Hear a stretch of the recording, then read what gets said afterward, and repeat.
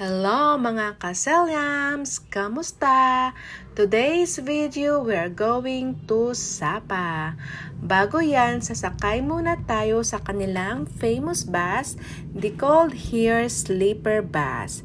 And inside the sleeper bus, they have toilet and TV. O diba, kumpleto na. Kung maboard ka, watch ka lang ng TV.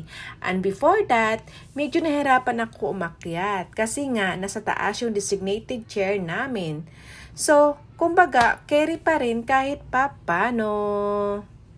By the way, he is busy to check all the names in the list to be sure we are all complete. So, yan parang Pilipinas lang din ang Vietnam, no? Walang pinagkakaiba.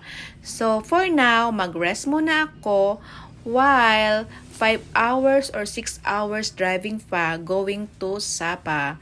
For the meantime, bye muna. See you later.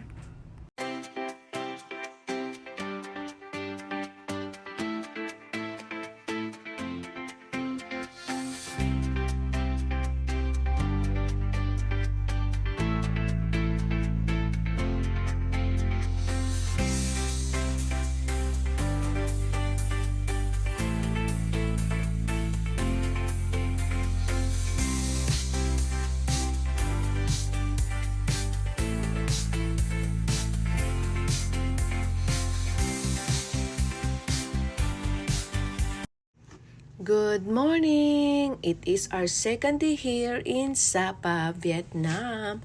And ito ang view in front of our room. By the way, din ako nakapag-update yesterday kasi nga it is too late na for us nang dumating kami dito. But, itur ko kayo saglit dito sa hotel kung saan kami nagstay sa Sapa.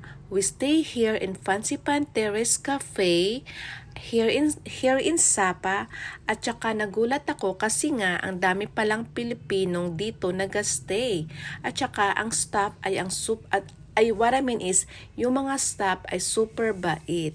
And for me, it is 100% recommended sa hotel na ito. By the way, nasa baba pala ang room namin kasi nga, ang nasa taas ay ang breakfast area tsaka yung front desk office.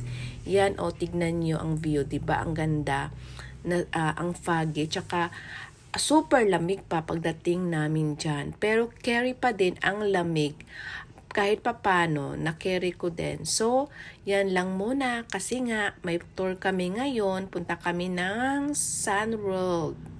So, later naman. Bye for now, mga kaselyams.